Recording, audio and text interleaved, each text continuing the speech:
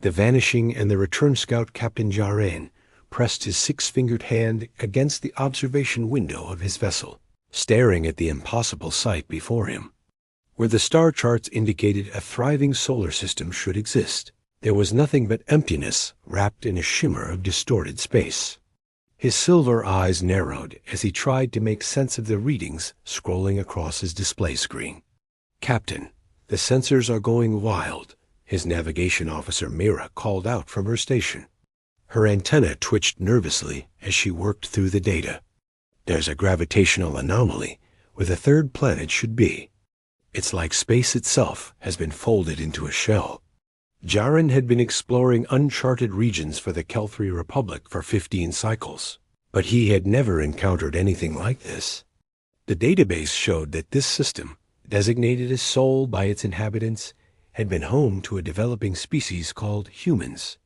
They had just begun launching primitive vessels beyond their home world when the last survey ship visited 200 years ago.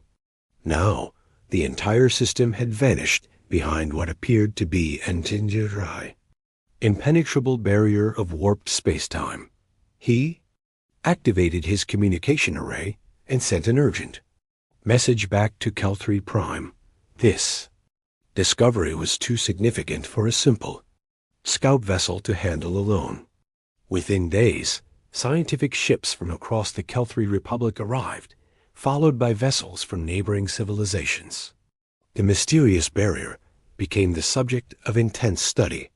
Researchers from a dozen different species gathered, sharing theories and running experiments. Nothing worked. The barrier remained impenetrable, revealing nothing about what lay beyond. Dr. Heskin, a brilliant physicist from the Orland Collective, spent months analyzing the energy signatures. He stood before a gathering of scientists, his crystalline body reflecting the light as he presented his findings. "This is not a natural phenomenon," he explained, his voice resonating through the conference chamber. "Someone created this barrier deliberately. The mathematics involved are beyond anything we currently understand. Whoever built this was far more advanced than any known civilization."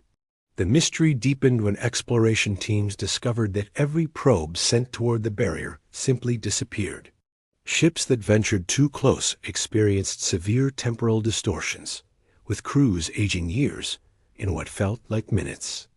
Eventually, the galactic community established a safe perimeter and declared the region off-limits. The Sol system became a legend, a cautionary tale told across the stars. Theories multiplied over the centuries. Some believed the humans had destroyed themselves in a catastrophic war, and the barrier was a memorial. Others thought an advanced alien race had quarantined the system for unknown reasons. A few even suggested the humans had transcended physical existence entirely. As centuries turned into a millennium, most civilizations stopped thinking about the vanished system altogether. The galaxy had its own concerns. The Kelthri Republic expanded its borders. The Vaxon Empire grew more aggressive in its territorial demands. New alliances formed and old ones crumbled. The universe moved forward, and the mystery of Earth faded into history. Captain Jaren was long dead, his descendants having lived full lives across 20 generations. The original research stations near the barrier had been abandoned, left as historical monuments that few ever visited. Only automated monitoring satellites remained, dutifully recording data that nobody bothered to review anymore. Then, on an ordinary morning by Galactic Standard Time, every alarm system monitoring the Sol barrier activated simultaneously. The distortion that had persisted for 1,000 years began to collapse. Energy readings spiked to levels that sent shockwaves through every nearby sensor network. Within hours, emergency broadcasts spread across the galaxy. Earth was coming back. Commander Lissa of the Kelthri Republic Defense Fleet received the alert while conducting routine patrol near the outer territories. Her ship was the closest military vessel to the Sol system, making her the default choice to lead the initial response. She was young for her rank, having earned her position through exceptional tactical skill, during the border conflicts with the Vaxan Empire. Her dark blue skin bore the traditional markings of her warrior caste, and her reputation for calm decision-making under pressure had made her a rising star in the fleet. She arrived at the former barrier location with a small task force of 5 ships, unsure of what to expect. What she found made her question everything she thought she knew about the universe. The Sol system had returned, but it was completely transformed. Every planet in the system now wore rings of artificial structures. Massive stations orbited each world, connected by streams of vessels moving in perfect coordination. The star itself was partially enclosed in a geometric pattern of collectors, harvesting its energy with stunning efficiency. Lissa's science officer, a methodical researcher named Court, ran analysis after analysis, his 4 eyes widening with each new discovery. Commander, the energy output from this system exceeds the combined power generation of our 50 most industrialized worlds. The orbital structures around the 3rd planet alone could house billions. And these ships? He paused, his voice dropping to a whisper. I cannot identify their propulsion systems. The technology is completely foreign to our databases. Before Lissa could formulate a response, her communications officer announced an incoming transmission. Commander, we're being hailed. The signal is coming from the 3rd planet. They're calling it Earth. Lissa straightened in her command chair, aware that whatever happened next would be recorded in history. Put it through. The main view screen changed to show a human woman. She appeared middle-aged by the standards of most humanoid species, with brown skin and dark hair woven into intricate braids. She wore a simple uniform of deep blue, and her expression was warm, but carried an unmistakable air of authority. Kel-3 vessel, this is Director Amara Okonkwo of Earth's External Relations Council. We hope you received our earlier message. We mean you no harm and wish to establish peaceful communication with the wider galactic community. Lissa found her voice, though her mind was racing with questions. Director Okonkwo, I am Commander Lissa of the Kel-3 Republic Defense Fleet. Your system disappeared 1,000 years ago. We have many questions about what happened and where you have been. Amara's smile widened slightly, though something in her eyes suggested she had anticipated this conversation many times over. We understand your confusion, Commander. We didn't go anywhere. We remained right here in our solar system. We simply needed time to develop without external interference, so we created a temporal acceleration field around our system. While 1,000 years passed for you, we experienced 50,000 years of uninterrupted advancement. The statement hung in the air like a physical weight. Lissa felt her heart skip a beat. 50,000 years. The implications were staggering. Most civilizations didn't last 10,000 years before declining or transforming into something unrecognizable. The humans had somehow maintained continuity across a span of time that Dwarf recorded. Galactic History.Court was frantically running calculations at his station. Commander, if what she says is true, they had time to advance through technological epochs that would normally take millions of years of natural development. They could have solved problems that we consider theoretically impossible. Amara continued speaking, her tone remaining friendly but firm. We would like to invite you and a small diplomatic team to Earth. We believe it would be beneficial for both our peoples to establish understanding. However, we ask that your military vessels remain at a respectful distance from our home world. I'm sure you understand that we must consider security protocols. Every instinct Lissa had developed through her military career told her this was a delicate situation. She was facing a civilization that had somehow compressed 50 millennia of advancement into what was, for them, a relatively short isolation period. The power differential was impossible to calculate. Yet refusing the invitation could be interpreted as hostility, and that was the last thing she wanted to project. I accept your invitation, Director Okonkwo, Lissa said carefully. I will bring only a small diplomatic team. Our military vessels will maintain position at the edge of your system. Excellent, Amara replied. We'll transmit coordinates for a landing zone. Welcome back to Seoul, Commander. We have much to discuss. The transmission ended, leaving Lissa alone with her thoughts and a crew that looked to her for guidance. She stood and moved to the observation window, gazing at the transformed Earth in the distance. The blue and green planet looked peaceful from this distance, beautiful even. But now she knew that beneath that serene exterior lay a civilization that had used time itself as a tool for evolution. She thought about the original scout Captain Jaren, who had first discovered the barrier. He had died never knowing what became of the mysterious humans. Now, 1,000 years later, his distant successor was about to learn the truth. Lissa wondered if the galaxy was ready for what humanity had become. More importantly, she wondered if humanity was ready to rejoin a galaxy that had moved on without them. As her shuttle prepared for departure to Earth's surface, Lissa made a silent promise to herself. Whatever she discovered down there, whatever revelations awaited, she would approach with an open mind and a commitment to peace. The galaxy had enough conflicts. Perhaps this reunion could be different. Perhaps humanity's return could mark the beginning of something better. The shuttle descended through Earth's atmosphere, and Lissa watched as the surface came into view. A world that had reinvented itself across 50,000 years of isolation, now ready to speak to the stars once more. Asterisk, the test and the truth.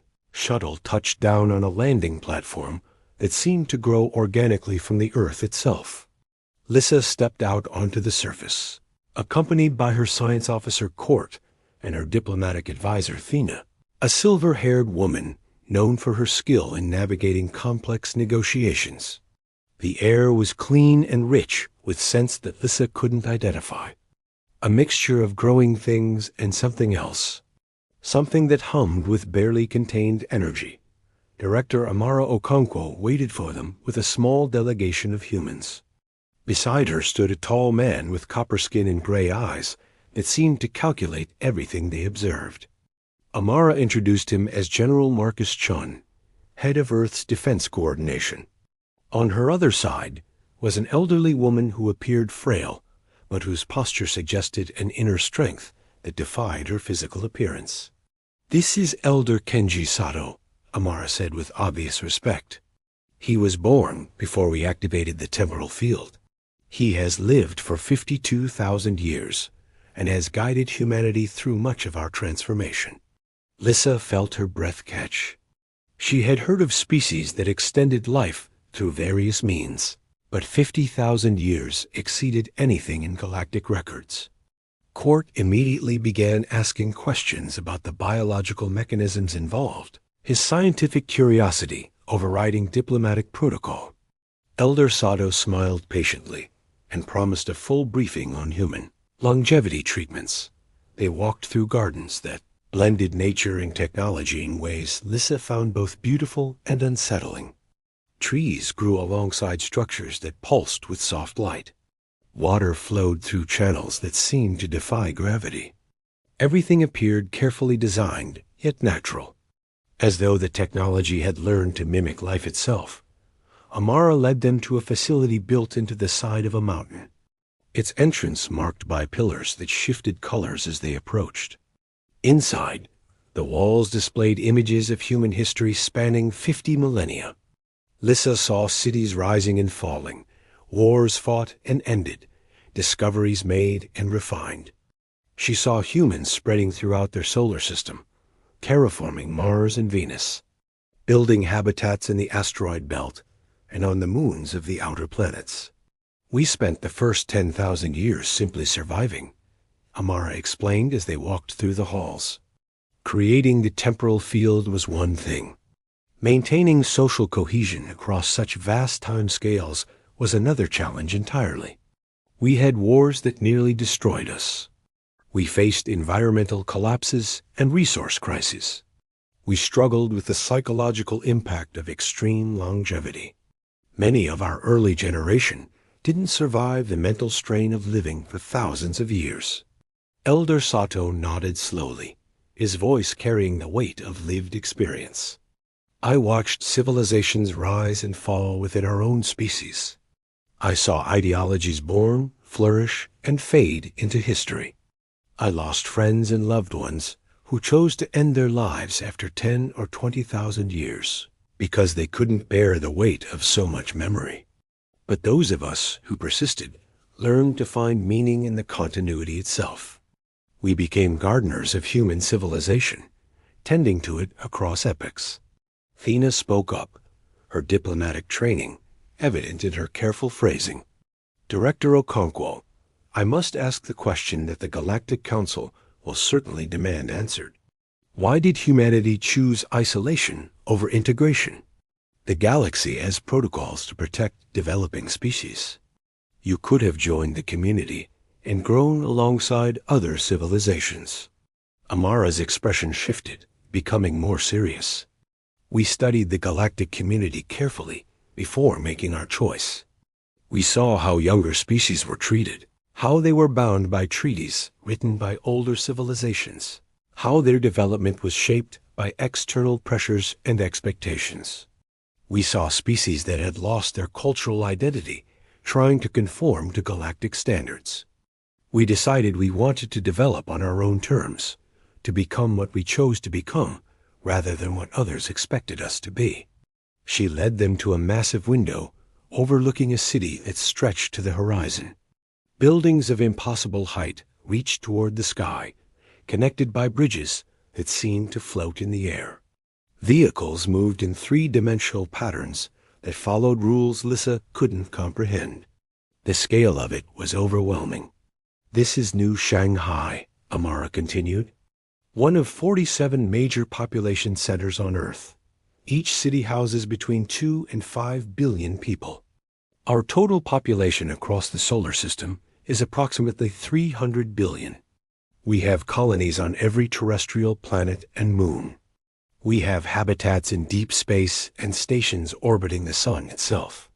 We built all of this without outside influence, without external limitations, without anyone telling us what was possible or impossible.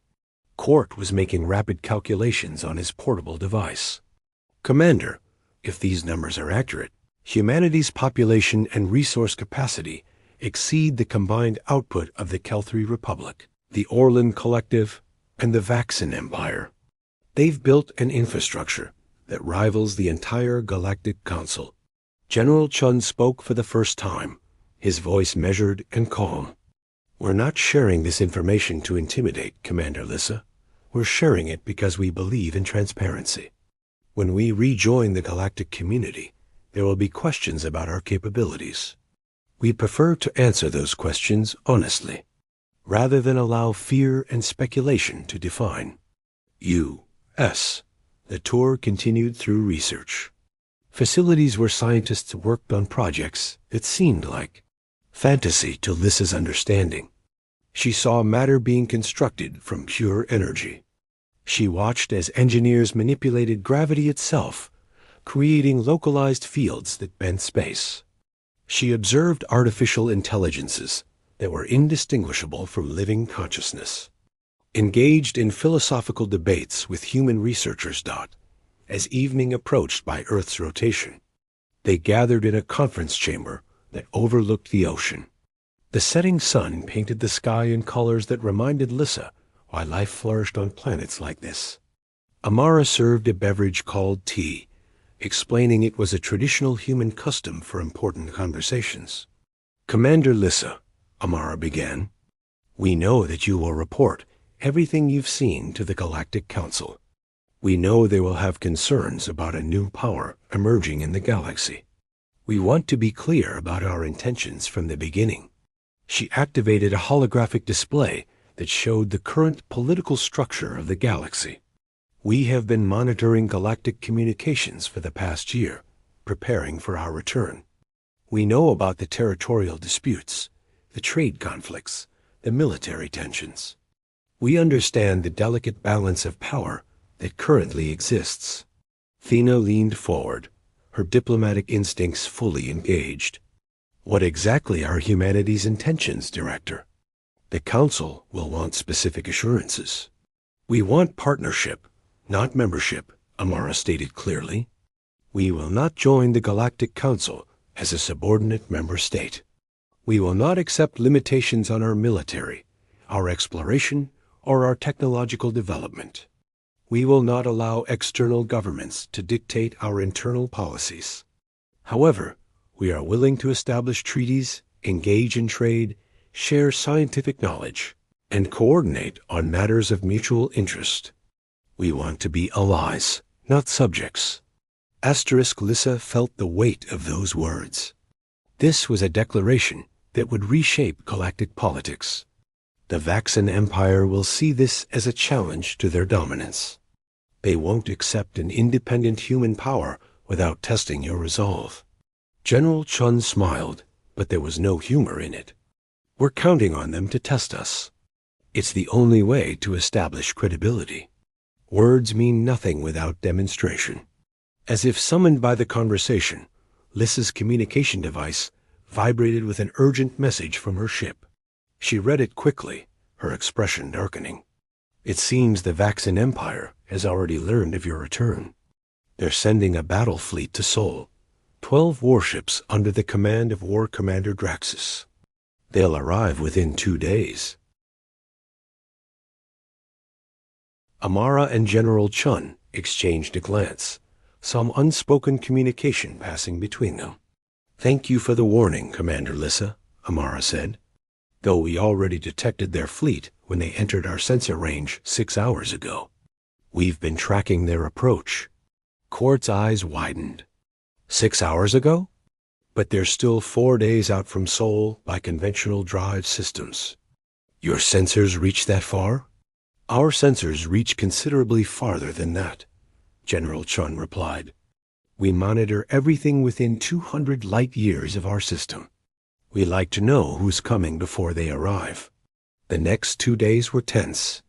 Lissa remained on Earth at Amara's invitation, allowed to observe how humanity prepared for the Vaxan arrival.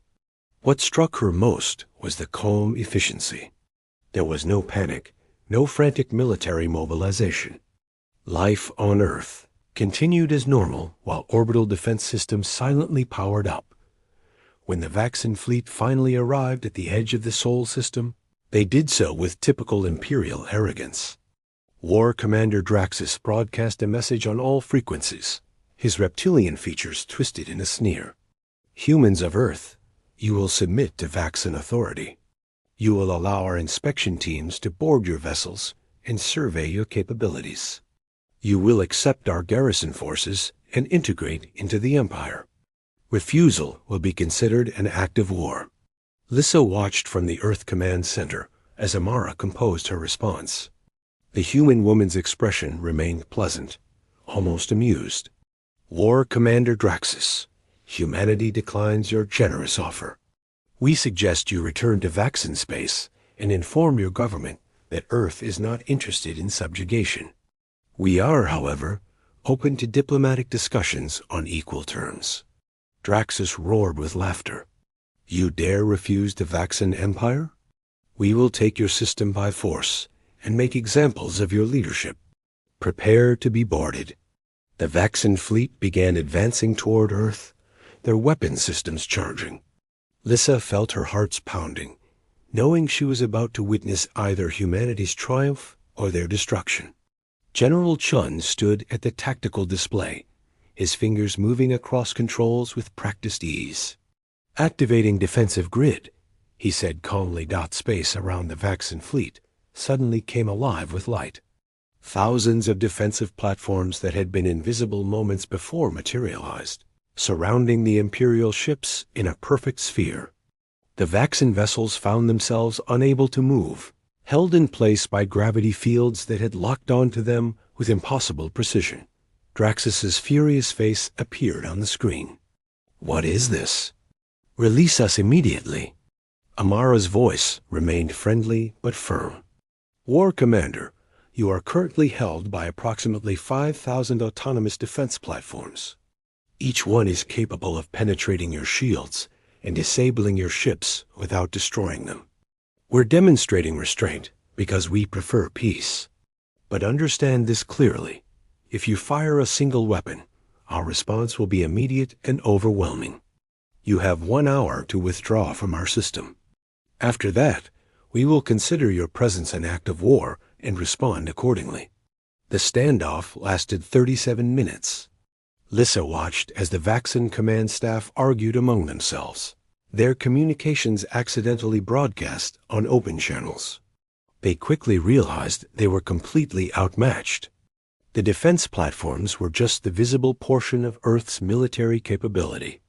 Their sensors detected weapon systems throughout the solar system, each one more advanced than anything in the Vaxxon arsenal. Draxus finally issued the retreat order, his pride visibly wounded. As the Vaxxon fleet withdrew, he broadcast one final message. This isn't over, humans. The Empire will not forget this humiliation. Amara simply smiled. We certainly hope not, War Commander. Please do tell your government everything you saw here. It will save us from having to repeat this demonstration. After the Vaxxon fleet departed, Lissa stood with Amara on an observation deck, watching the stars. You never intended to destroy them, she said quietly. Of course not, Amara replied.